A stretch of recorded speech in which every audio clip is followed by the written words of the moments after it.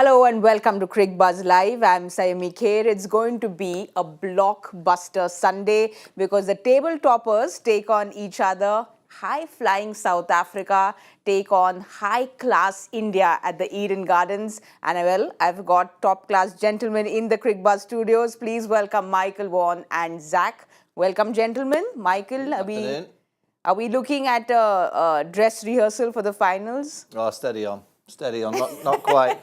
Looking a little bit too far ahead. Two quality sides that have played great cricket, both in bowling and batting. They've been the most consistent, particularly the bowling attacks. The bowling attacks from both India and South Africa have been extraordinary, getting the ball to move around, bowling quickly, pace. The fielding's been excellent from both sides. So it could be a dress rehearsal, but there's a little bit to go before that can happen. But I'm looking forward to today's game. It's going to be a classic. Zach, Michael's spoken about how bowlers win tournaments, and you'll be happy to hear that as well because the bowling, like he said, has been top class from both these teams. Yeah, both these teams, they've been phenomenal in terms of ticking all those boxes, isn't it? How you go block by block of 10 overs, look at the middle overs, look at the start, look at how you're defending the total. There are a few areas of concern maybe when you're looking at South Africa, but the Indian team have been just becoming better and better. From this game, I think which team is going to get that psychological advantage moving forward? Or is there any tactics which India might use, whether they want to use Kuldeep right away or they want to rest him for today's game? All those kind of things, the finer things we'll have to wait and see how both teams are looking at. But on the whole, I think top of the table clash, it's always very exciting. Both the teams doing well. Both the teams will want to test the other team for sure, and maybe use this game as somewhere a feedback to fine tune the tactics also for the big one. Now, whether it's going to be semi-finals or it's going to be finals, which we'll have to wait and see. But these teams, I think, at some stage in the knockouts will play against each other, so that will be there back of their mind for sure. Well, we know how dominant both these teams have been. So I'm going to ask you all to do something which is a little difficult. Michael, starting with you. If you had to choose the better batting side and why, who's it going to be? Gareth doesn't ask the hard questions like this. You've come straight in with the hardest question. All right, I'll go through the top six. So I'm having Rohit Sharma to open with Quinton de Kock. So they're my pair, right? Virat Kohli would bat 3, just ahead of Van der Dusen. Markram would bat 4. I'm talking about the World Cup form. Yes. Markram would bat 4, Klaassen would bat 5, Miller would bat 6. So in the World Cup, South Africa's batting has been better so far than the Indian side. But the Indian side have produced an incredible batting display. If you ask me which batting lineup would I prefer, even though the records of the South Africans are a little bit better than the Indians in this World Cup, I would say India. I still think India on these wickets, with the fans behind, I just wouldn't want to swap that top 6 from India. But the South African top 6 have been so consistent, particularly when they bat first. Why teams and why Tom Latham in Pune asked South Africa to bat first, I'll never know. To allow Quinton de Kock, who's a keeper, to go out and bat and then get an hour or so rested before he keeps. Some of those decisions are a little bit perplexing throughout the whole World Cup from many captains. But yeah, that's my kind of definition. I would pick 4 of South Africa's top 6 on form in this World Cup, but I would never ever swap India's batting 6. But for this World Cup, you've chosen South Africa's batting. Yes. For at the minute, in terms of the World Cup, if you're going 1 to 6, yes, you've got to pick Quinton with the way that he's playing. You'd have to pick Markram, you'd have to pick Klaassen, and you'd have to pick Miller. Without any question, those 4 have played extraordinary, but I would still want India's top 6. I really do feel that I would never want to go against an Indian top 6 in Indian conditions, but South Africa's batting so far in this World Cup. And that's not me sitting on the fence, by the way. Yes. I'm generally very straightforward, one or the other. We know that. I still wouldn't want to go against that Indian top 6. Okay, Zach, time for the bowling, both the bowling units. We've seen what the Indian bowling has done, but South Africa without Nokia has been so dominant as well. Well, I think that guy there, Marco, he's someone who's been very consistent, have contributed with the bat also, but with the ball, giving those breakthroughs with the new ball is something, which has worked for South Africa. He's an exciting young talent. He's going to be a future superstar. There is no doubt about that because he's got that all-round ability. He's 8'6", 9 feet tall, has everything going for him. But you look at Indian bowling right now, and they're just doing phenomenal work. It's just amazing to see them work as a unit. You look at the variation, you look at Shami's form in this tournament. Just 3 games, 14 wickets. I mean, what more do you want? This is like a dream run he's having. Very accurate, very attacking. Bumrah, of course, is a match winner. So these two for sure go in there. Maybe Siraj didn't start the tournament the way he would have liked, and Marco has been so consistent with wicket-taking form. So he will get an edge if we have to combine the two bowling attack. But Kuldeep is someone who will definitely be there as a spinner when you're looking at both the sides, and Ravindra Jadeja. So I think India bowling in this World Cup have been just superb. Yeah, it's a very tough call. Like I said, it's a very thin line, I think, what separates the two. But I come from a land where our films are rated on stars. So I don't know if that's the system back home for you, Michael. But if you have to rate the bowling and the batting unit, if you have to give them stars on 5, what stars would you give them? India's bowling attack 5. Oh, wow. Without any question. South Africa's 4. The batting of South Africa, I think, in this World Cup has been 5. You have to say that. They keep getting 350 plus. And I'm going on this World Cup, India's batting is probably 4. And for you, Zach? It's just spot on. It's copy-paste. I think, that's very form-based as well. You've seen some concerns with India batting, but on the whole, they've been doing a great job. So they've been working together as a unit, but they don't have the numbers to show. I think South Africa, they have the numbers to show. Their batting have been, especially the middle order batting, is looking very strong. And today's contest is going to be all about that. Yes. So South Africa batting, I think for sure 5, and bowling maybe 4. And with exactly like what Michael said, with India's bowling, they've been superb. So they deserve 100 on 100. Here in this case, 5 on 5, 5-star. And yeah, batting, they'll have to do a little bit more, I think, as they move along. So you've copy-pasted what Michael has said, and India has copy-pasted what they did in the last match. They've gone ahead with no changes. India's won the toss, and they've decided to bat first. No surprises there that there are no changes in the team, but India batting first. Michael, immediate pressure you feel on South Africa? Yeah. The pitch can get better at night, in Calcutta where the ball can skid on. So I think it's actually quite good for South Africa to be chasing today. They are in the semi-finals. I think for them to win a World Cup, I can't imagine that they're going to bat first in the semi and the final and be so fortunate. So I don't think it's a bad thing for South Africa to be really challenged today against, a high-class team in India. We saw reverse swing. Pakistan just a few days ago got the ball reverse swinging in Calcutta, this spin. I don't think it's a 350 pitch. I don't think it's that kind of huge scoring ground. I think it's a 280, 300 if you bat really well. So India have got a great chance of posting a score, and then it'd be difficult for South Africa to chase, because we know with South Africa that they like to get the pads on. They like to bat in the day and then unleash the seamers at night and use a little bit of Maharaj, who's been fantastic as well. We haven't really mentioned Maharaj as a left-arm spinner. He's been terrific, but I don't think it's a bad thing for South Africa to, at this stage, doing something that's not in their natural trend to chase, as it already qualified for the semis. I think it's quite good for South Africa.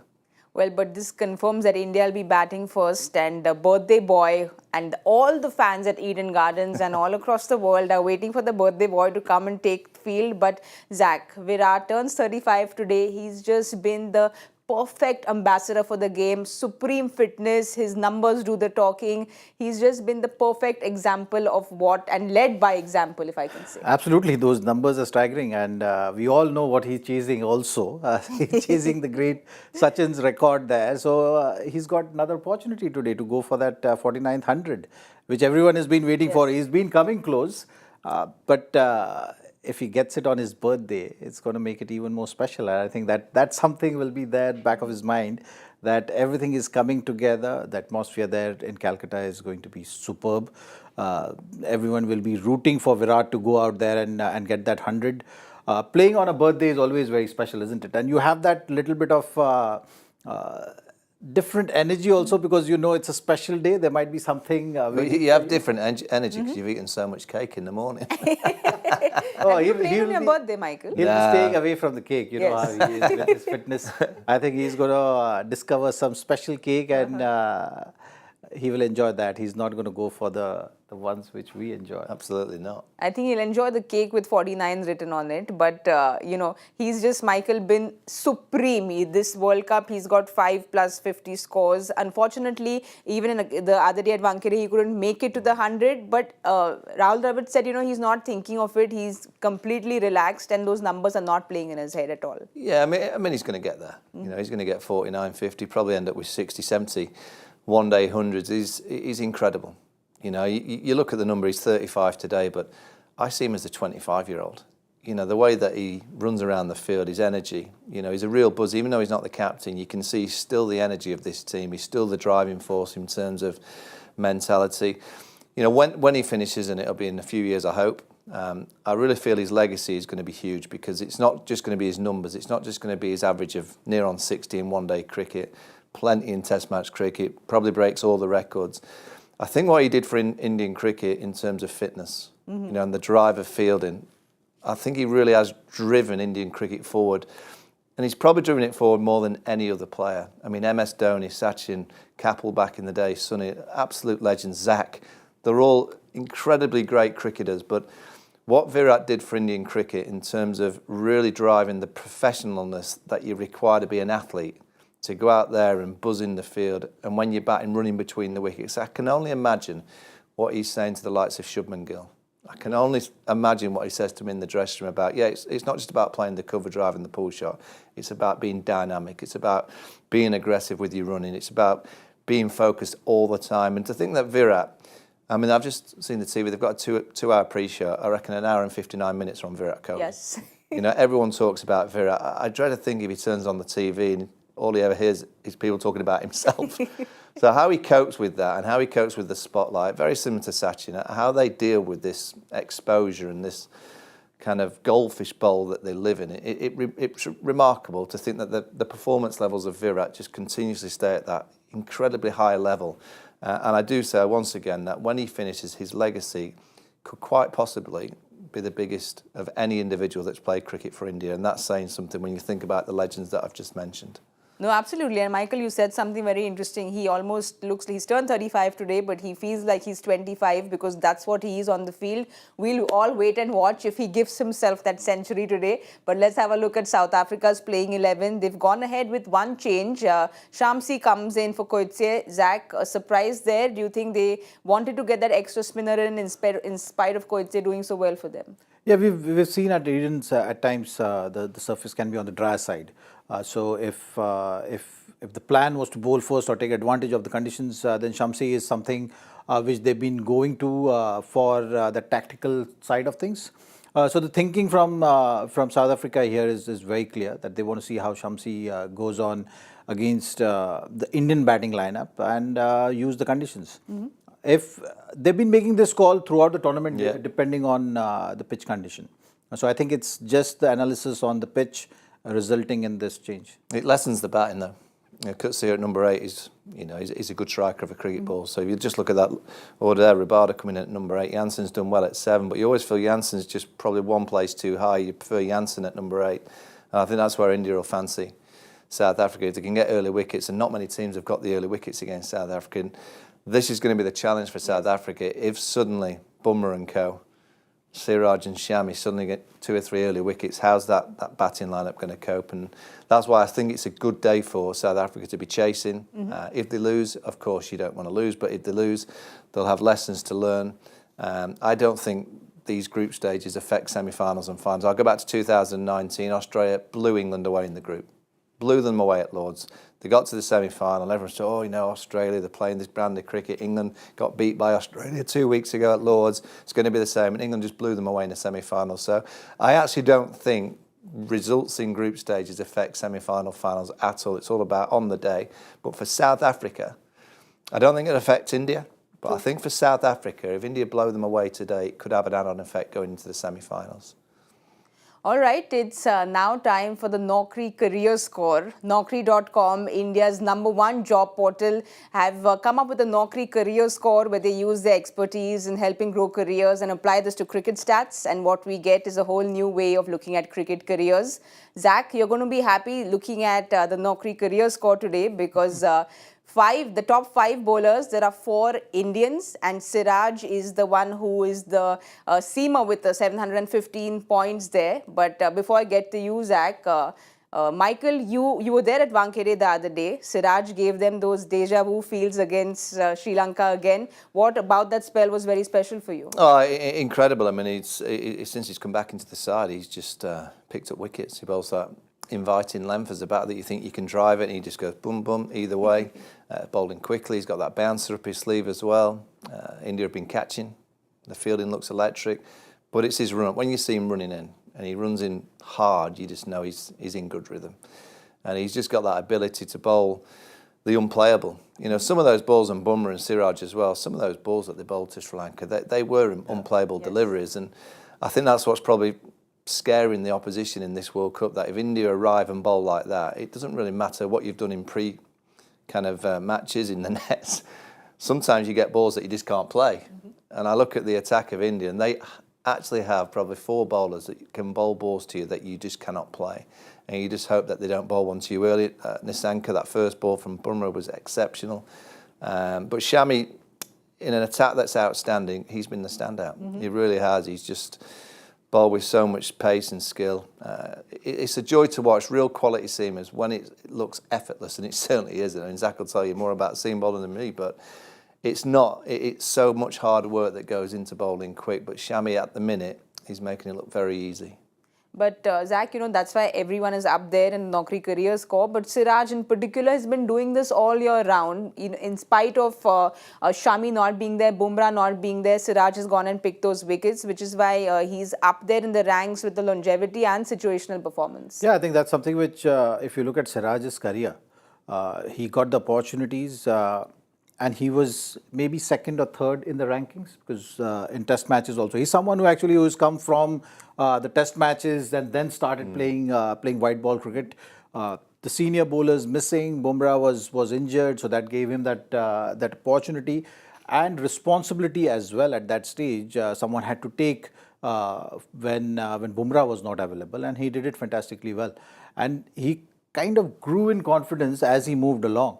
And bowling is something he doesn't shy away from. You see him bowl 7 overs, 8 overs in test matches, and he's running hard with the same intensity as you've seen him in the first spell to the 3rd spell of the day. That has been the hallmark. And I think with more matches, more performances, he's been just growing in confidence. And now with Bumrah and Shami back, you have these bowlers also there, and that whole rankings are looking so good. Because you have 4 of the bowlers there, and you usually have 5 bowlers in a team when you're playing in playing 11. I mean, that list is incredible for India, but number 9, Jofra Archer, I mean, he hasn't played for ages. How's Jofra snuck up on the list? But, you know, do you think that's why, for me, India are the powerhouse of this World Cup, because I'll keep saying it, batters will win you a match, bowlers win you the cup. They get you the trophy. And if India can continuously bowl like they have done as a collective, and I have to say Rohit's captain's been excellent. Yes. But the Wankhede, he just put the slips in at the right place. He squeezed the opposition. He was aggressive. He had a short leg. He had a catcher behind square as well. I think in the past India may not have been as ruthless. You know, going through the throat when you've got that opportunity of really nailing an opposition. Maybe in the past India have just been a little bit nice, and I just feel with Rohit, he gets a sniff and he's going, right, end off. I've got the attack to blow teams away. And it wouldn't surprise me if they blow many teams away, because that bowling attack is so good. Well, Archer was there because it's the overall ranking. It's his situational performance on the Naukri career score, which is why he's up there in the top 10. But for Indian fans, we'll be all very happy looking at the number of Indians on the Naukri career score. We just hope that they keep going higher up the charts because it's all very good. It's all very good for Indians right now. And talking about things going well for India and Indians, we are at the Eden Gardens. And when we are at the Eden Gardens and there's Rohit Sharma, what more does one need to say? Zach, Rohit Sharma at the Eden Gardens. He loves the ground. It's his debut 2013 against West Indies, the 264 against Sri Lanka. He's got 100 across all formats at the Eden Gardens. Yeah. So it's just a ground where you want to go and of course have some of the sandesh and the jharna ghee on his food and enjoy the food and go and play at the Eden. If you ask him, he's going to say that, keep the semi-finals, finals, everything there because he loves the ground. Big matches or any game, he looks forward to go to that place. That's the connection he has with the ground, and with a lot of players you've seen, it just puts you in that zone, and you have that special connection with some grounds. Rohit Sharma and Eden Gardens is that kind of a love story there. And he loves playing there. His numbers are phenomenal. Lakshman also had that kind of story with Edens. Mohammad Azharuddin used to have that kind of story with Edens. So looks like the ground also have a knack of picking the players, which go on to just get big runs there. And Rohit Sharma will be looking forward to just go out there, and he will be batting with that confidence. Anyways, he's been showing that. If he loves Eden so much, and he obviously does. He'll want a win today, go top of the tree, and then he'll support Pakistan to come fourth, and then he'll play there again in the semi-final. Semi-finals, yeah. India, Pakistan, Calcutta. So he can get 100 today, get his team to the top, then he can support Pakistan to make sure that they get to fourth, then he get another 100 against Pakistan in the semi-final. Perfect, isn't it? I don't know if you've heard the saying, "Aapke muh mein ghee shakkar," Michael. It's a Hindi way of saying, let whatever you say comes true, because that's all what Indian fans want. But did you all have any kind of favorite ground? Both of you all really like Trent Bridge, if I'm not mistaken. Trent Bridge. I like Trent Bridge. Trent Bridge for me is a batter. It was Yes. a fast-scoring ground, so I liked all the England grounds. The atmosphere is great. But any one special one? Lords is the home of cricket. They do the best lunches. Great pitch. Best lunches. Zach, for you, any particular Well, I memory? used to love bowling in English conditions. Yes. So any ground in England you put me in, I would just enjoy bowling on those pitches. Trent Bridge for sure, because I've had special memories of that ground. Bowled a beautiful spell there. Michael Vaughan was there, captaining the side. It was a good series. You bowled me out off my round the wicket, and it hit my thigh pad. Do you remember that one? Hit my bottom of my thigh and went back onto my stumps. I don't show replays. I only show the scorecard. Michael Vaughan bowls. Bowled, yeah. But Michael, you were talking about Rohit earlier and talking about how ruthless he is. He's somebody who's been so explosive for India in this World Cup because he's taking his chances and going for it. Can we expect something like that again today? Yeah, the blueprint of any good side is definition of roles. And every single player in the Indian team looks like they've got a defined role. And Rohit's role at the top of the order is to get out there and be aggressive. And it only lasts 15, 20 overs. It's not a problem. He's kick-started his innings and kick-started his team's kind of approach to try and get the big scores. And, you look at South Africa, they're a little bit more circumspect. They kind of give themselves a bit of time. But, I looked at Australia yesterday. Travis Head and David Warner, they're coming out of the traps. They're going for it. And I think Rohit Sharma, with his definition of his role as the captain, is I'll go out there and I'll cause a bit of chaos. And I guess his downfall in the past was left armers. Yes. Left arm coming back in. He seems to have worked that out. He got out to Madhushanka the other day. It was a good ball. It just went across him. But, I think it was against Shaheen Shah Afridi at Ahmedabad that the talk was, the left arm. All of a sudden, he just flicked him into the stands for 6. So Jansen versus Sharma will be a great contest in the first 30, 40 minutes. That could have a defining kind of definition of the game situation. If Jansen knocks over Rohit, and then he can get Virat quite quickly, which he has been doing. He's been getting those early wickets for South Africa. We could see a really good game of cricket. If Rohit gets going with Shubman Gill, who looked great. He looked great against Sri Lanka at the Wankhede. He looked like he was just starting to find his flow, which was a really good sign. And Shreyas Iyer finding a bit of form. So all those little pieces of the jigsaw for India just started to come together for that whole batting unit, which is a promising sign. Well, you spoke about Jansen, and we've got one of the greatest left-arm seamers here in the studio. So, Zach, from 2018, the net bowler, now India kind of prepping to face Jansen. We spoke about Rohit and the left arm, but all the batters, there was Gill, there was KL, there was Virat doing all practice for Jansen. So, he's been this threat, and we've seen what he's done in the power play for South Africa this World Cup. Yeah, because he's a very tall bowler. So, every time a batter faces tall bowler who is not the usual tall definition. So he's kind of higher than that. So the release point is going to be different. So you'll have to do that adjustment, and I think that's something which all the batters would try and do. But Marco Jansen is a very exciting young talent on the global cricket scene. He's got that ability to bowl at a good pace and also contribute with the bat. Uses his long levers very well. He's been shaping very well. Right now, if you look at his numbers, these numbers are only going to get better. With more he plays, he gets more assured of himself. What are his strengths? How to be aggressive? At times, you've seen that he makes those errors, which is like he kind of not understanding how much potential he has. You know, like wherever I've worked with him when he was in the franchise cricket playing for the same team. So you understand more, and he was kind of undermining his abilities. But now you look at him and you kind of getting that feeling that slowly he's understanding that, you know, what his real potential is, like what batters are scared of. He's tall, he can bowl fast, he can swing the ball.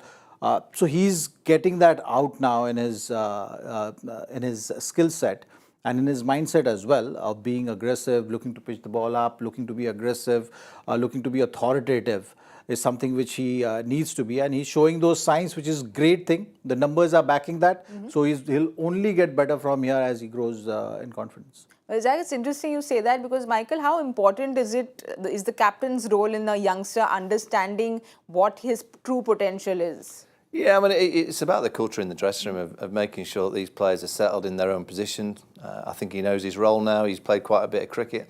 I saw him bowl in a test match at Lord's, and I thought he was a wonderful bowler. South Africa won the game, and he got the ball talking. But I didn't think he was as, really quick. I thought he was just a skillful bowler. I saw him bowl in Pune under lights. He's quick.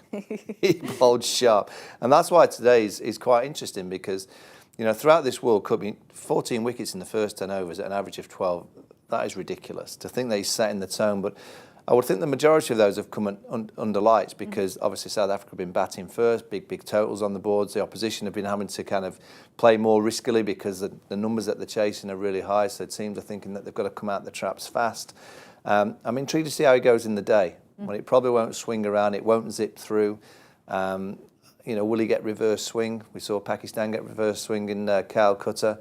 But he's really, there's a group of players that in all World Cups, there's players that kind of grow and you suddenly start to talk about them a lot more. And Adam Zampa, I think he's suddenly starting to really flourish as a leg spinner for Australia. And I think Jansen at the end of the World Cup will be one of those bowlers and one of those players that we start to think, wait a minute, he's getting himself into that really high class performing bracket on a regular basis.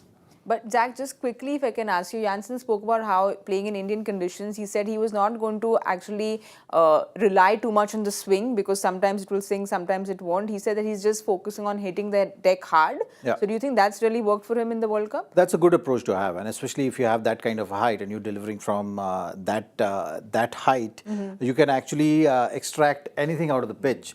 And for him, it has to be that hit the deck hard. He should be that kind of a bowler. Even though there's swing on offer, you can go for the swing just to be the aggressive wicket-taking option. But generally, if he's hitting the deck hard, it'll be very hard to put away for any batter. And he's slowly realizing, like I said, it's still early days for him. The more he figures out exactly what is the success formula for him, better it is going to be. His power play numbers are phenomenal if he's giving that kind of a start.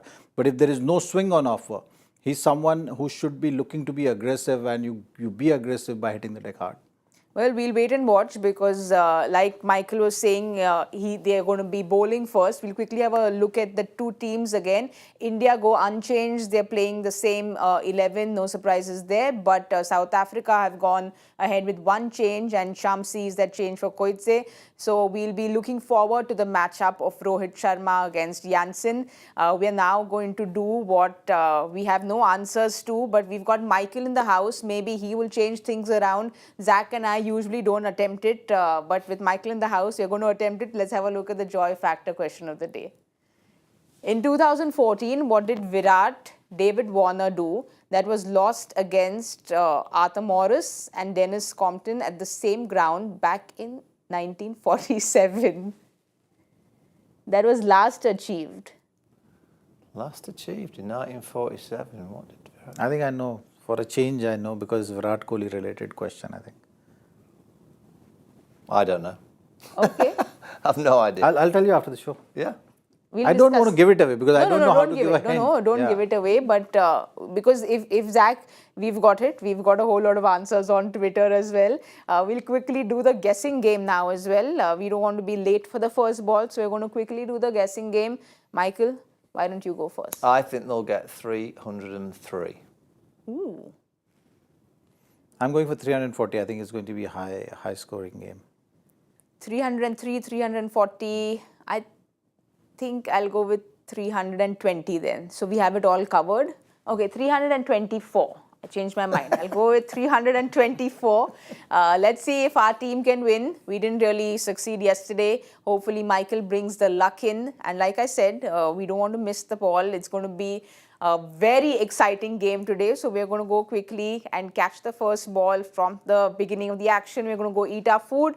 But don't forget to join us at the 15th over point at the Cricbuzz Com Box.